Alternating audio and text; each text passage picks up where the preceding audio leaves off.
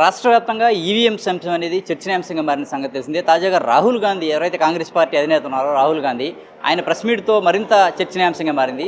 ఈ ఈవీఎంస్ అంశం ఎందుకు ఇంత చర్చనీయాంశంగా మారుతున్నది ప్రస్తుతం మనతో ఎమ్మెల్సీ గోపిమూర్తి గారు ఉన్నారు. వారితో మాట్లాడి తెలుసుకుందాం. సార్ నమస్తే అండి. ఎందుకు రాష్ట్ర వ్యాప్తంగా ఎన్నికలు అయిపోయి సంవత్సరం పైన గడుస్తుంది, ఎన్నికలు అయిపోయిన తర్వాత కూడా ఈవీఎంస్ అంశం ఎందుకు ఇంత చర్చనీయాంశంగా మారుతుంది? ఈ రోజున ఈవీఎం ఎన్నికలు ఇది కొత్త కాదు. ఈవీఎంతో ఎన్నికలు ప్రారంభమైన నాటి నుంచి కూడా గెలిచినటువంటి పార్టీలేమో ఆ ఈవీఎంల గురించి కామెంట్ చేయవు, కానీ ఓడిపోయినటువంటి పార్టీలు అయితే ఈవీఎంలలో లోపం జరిగింది, ఈవీఎంల వల్ల గెలిచారు అని చెప్పి ఓడిపోయిన పార్టీలు చెప్తూ ఉన్నాయి. అంటే ఉదాహరణకి లాస్ట్ ఎన్నికలు అంటే 2019లో వైసీపీ ప్రభుత్వం గెలిచింది. అప్పుడు వైసీపీ ప్రభుత్వానికి సంబంధించినటువంటి పెద్దలేమో ఈవీఎంలు బాగా పనిచేసినాయని చెప్పారు.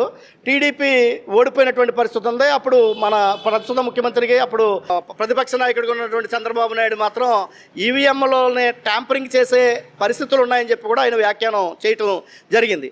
మరలా 2024లో టీడీపీ కూటమి ప్రభుత్వం గెలిచింది. ఇప్పుడు వైసీపీ ప్రభుత్వం ఓడిపోయింది. ఇప్పుడు వైసీపీ వాళ్ళు ఈవీఎంలు తేడా ఉన్నాయని చెప్తున్నారు.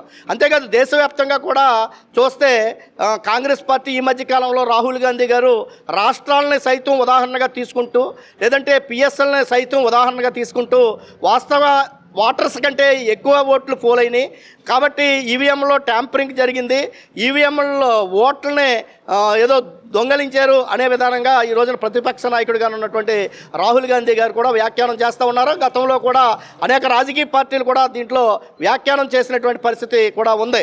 కాబట్టి ఖచ్చితంగా ప్రజలు అనుమానపడుతూ ఉన్నారు, అన్ని రాజకీయ పార్టీలు అనుమానపడుతున్నాయి. అంటే గెలిచినప్పుడేమో అనుమానపడకపోయినా ఓడిపోయినప్పుడు అనుమానపడుతూ ఉన్నారు. కాబట్టి ఖచ్చితంగా అటువంటి ఈవీఎంల మీద ఒక సంపూర్ణమైనటువంటి చర్చ జరపాలి. వాటికి సంబంధించిన ఈవీఎంల మీద ఉన్నటువంటి విశ్వసనీయతని భారతదేశంలో ఉన్నటువంటి ప్రజానీకానికి స్పష్టం చేయాలి. ఆ స్పష్టం చేసి దాంట్లో లోపాలు జరగటానికి వీలు లేదు అనే దాన్ని ఎన్నికల కమిషన్ ప్రజలకు చెప్పవలసినటువంటి అవసరం ఉంది, ప్రజలకి విశ్వాసాన్ని కలిగించవలసినటువంటి అవసరం ఉంది. ఎందుకంటే ప్రపంచంలో భారతదేశం ఒక ఉన్నతమైనటువంటి ప్రజాస్వామ్యం కలిగినటువంటి దేశం. ప్రజల చేత ప్రజల కొరకు ఎన్నుకోబడినటువంటి ప్రభుత్వాలు మన ప్రజాస్వామ్యం. కాబట్టి ఆ ప్రజలకి ఈ రోజున నిగ్గు తేల్చవలసినటువంటి అంశం ఈ రోజున ఎన్నికల కమిషన్ తీసుకోవాలా. ఖచ్చితంగా ఈ మనం ఉపయోగించే ఈవీఎంలని ట్యాంపరింగ్ చేయటానికి కానీ, లేదంటే దాన్ని మిస్యూజ్ చేయటానికి కానీ ఎటువంటి పరిస్థితుల్లోనూ లేవు అని ఎన్నికల సంఘం చెప్పాలా. కానీ రాజకీయ పార్టీలు చెప్తూ ఉన్నాయి ఏ విధంగా ట్యాంపరింగ్ చేయొచ్చు, ఏ విధంగా దాన్ని మార్పు చేయొచ్చు అని చెప్పి రాజకీయ పార్టీలు చెప్తూ ఉన్నాయి. జరిగిందా జరగలేదా అనేది పీడీఎఫ్ ఎమ్మెల్సీగా నేనైతే చెప్పను, కానీ నాకు మన దాంట్లో తెలియదు. కానీ అపోహలు అయితే ఉన్నాయి, రాజకీయ పార్టీలు చెప్తూ ఉన్నాయి. కాబట్టి దాని మీద స్పష్టంగా ఎన్నికల కమిషన్ స్పందించాలా. ఏదో రాహుల్ గాంధీ గారు నాకు కంప్లైంట్ చేయలేదు అని చెప్పడం కాదు, అపోహలు జరుగుతూ ఉన్నాయి. కాబట్టి ఇటువంటి అపోహలు ప్రజలు దీని మీద ఎందుకంటే ఒక స్వతంత్ర సంస్థ ఎన్నికల కమిషన్ అనేది ఏ రాజకీయ పార్టీకి అది ఒరిగిపోయే పరిస్థితి కాదు మన ప్రజాస్వామ్య వ్యవస్థలో. కాబట్టి ప్రజలకే విశ్వసనీయత కల్పించవలసినటువంటి అవసరం ఎన్నికల కమిషన్ మీద ఉంది. కాబట్టి ఆ వైపు ఎన్నికల కమిషన్ చర్యలు చేపట్టాలని చెప్పి కూడా నేను స్పష్టంగా పీడీఎఫ్ ఎమ్మెల్సీగా ఎన్నికల కమిషన్, కేంద్ర ఎన్నికల కమిషన్ కోరుతా ఉన్నాను. ఎన్నికల కమిషన్ పూర్తిగా ఏదైతే ఎన్డీఏ కూటమి బీజేపీ అధికారంలో ఉందో వారి చేతిలో కీలుబొమ్మగా మారిందని చెప్పిన రాహుల్ గాంధీ కావచ్చు, ఇతర ప్రతిపక్ష పార్టీలన్నీ కూడా విమర్శలు చేస్తున్నాయి. ఎన్నికల కమిషన్ ఎందుకని దీని మీద సమాధానం చెప్పలేకపోతుంది? ఖచ్చితంగా ఇప్పుడు ఎన్డీఏ కూటమి కావచ్చు, లేదా గతంలో కాంగ్రెస్ పార్టీ అధికారంలో ఉన్నప్పుడు కూడా ఎన్నికల కమిషన్లో అధికార పార్టీకి కొమ్ము కాయటం, అది ఎన్నికల కమిషనా లేకపోతే ఇంకొక యంత్రాంగమా అది పరిపాటి అయిపోయింది. అంటే వాళ్ళ స్వతంత్ర గుణాన్ని చేపెట్టుకోలేనటువంటి పరిస్థితి అయిపోతూ ఉంది. అంతేందుకు ఇప్పుడు మనకి ఎంపీటీసీ, జడ్పీటీసీ ఎన్నికలు కూడా జరుగుతూ ఉన్నాయి. గతంలో కుప్పంలో అప్పుడు అధికార పార్టీ ఉన్నటువంటి పార్టీ ప్రలోభాలు పెట్టింది, లేదా అధికార దుర్వినియోగం చేసిందని చెప్పి అప్పుడు ఉన్నటువంటి తెలుగుదేశం ప్రభుత్వం వ్యాఖ్యానం చేసింది. ఇప్పుడు పులివెందులలో ఎన్నిక జరుగుతూ ఉంది.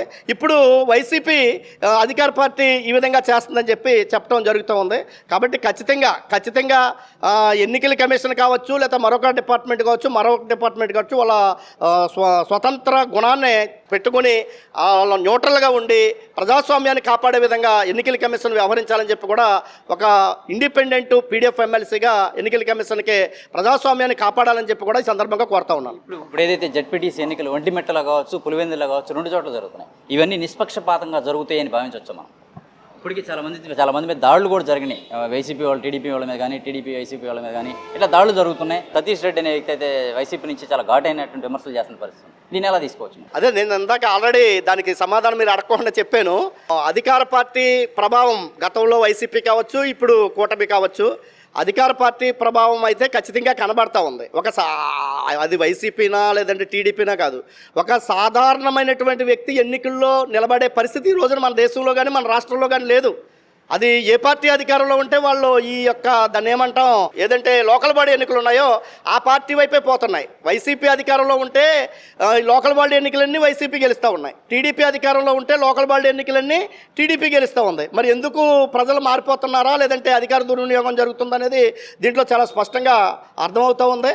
ఖచ్చితంగా అది లోకల్ బాడీ ఎన్నికలు కావచ్చు, బై ఎలక్షన్ కావచ్చు, లేదంటే మెయిన్ ఎలక్షన్స్ కావచ్చు, ప్రజాస్వామ్యంలో ప్రజలుకి అనుగుణంగా అవి ప్రభుత్వం మంచిదవచ్చు చెడ్డదవచ్చు కదా, గెలిచే విధంగా ఎన్నికల కమిషన్ ఉండాలా. కానీ ఆ వైపు యంత్రాంగాలు ఆ వైపు ఒరిగిపోతున్నట్టయితే చాలా స్పష్టంగా కనబడతా ఉంది. చివరిగా సార్, ఇదైతే శాసనమండలి సమావేశాలు జరిగేటప్పుడు వీటి మీద రాహుల్ గాంధీ చేసినటువంటి ఆరోపణలు ఏవైతే ఉన్నాయో, ఈవీఎంసీ సంబంధించి కావచ్చు, ఎన్నికల్లో జరుగుతున్నటువంటి కావచ్చు, రాష్ట్రంలో జరుగుతున్నటువంటి రాష్ట్ర అధికార ప్రతిపక్షాల మధ్య జరుగుతున్నటువంటి వివాదాలే కావచ్చు, కేసులే కావచ్చు, వీటి మీద ప్రస్తావించే అవకాశం ఉంటుందండి శాసనమండలి. అంటే ఇప్పుడు పీడీఎఫ్ ఎమ్మెల్సీగా మాకు వచ్చే సమయమే చాలా తక్కువ ఉంటుంది. గతంలో 3 ఎమ్మెల్సీలు ఉండేవాళ్ళం. లక్ష్మణరావు గారు కానీ, ఇళ్ళ వెంకటేశ్వరరావు గారు కానీ, నేను కానీ ఉండేవాళ్ళం. కాబట్టి 3కి కొంత సమయం వచ్చేది. ఇప్పుడు ఒక్క ఎమ్మెల్సీగానే ఉన్నాను.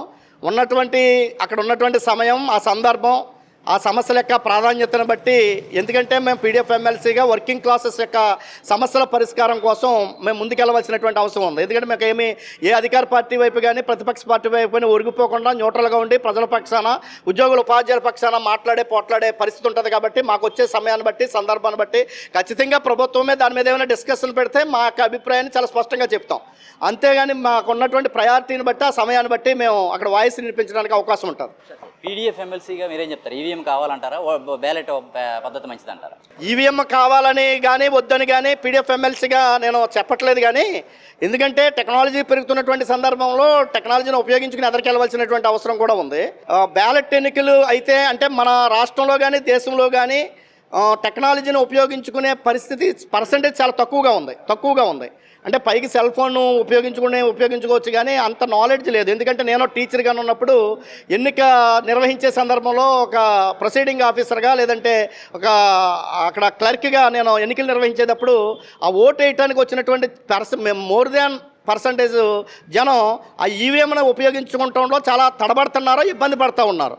గుర్తులను గుర్తించడంలో కానీ లేదంటే ఎక్కడ వేయాలి, ఎక్కడ బటన్ నొక్కాలి అనే పరిస్థితి అయితే చాలామందికి తెలియనటువంటి పరిస్థితి ఉంది. కాబట్టి వాళ్ళకి అవేర్నెస్ లేనటువంటి పరిస్థితి ఉంది. కాబట్టి ఇటువంటి పరిస్థితుల్లో బ్యాలెట్ అయితే వాళ్ళు స్పష్టంగా గుర్తుతారు.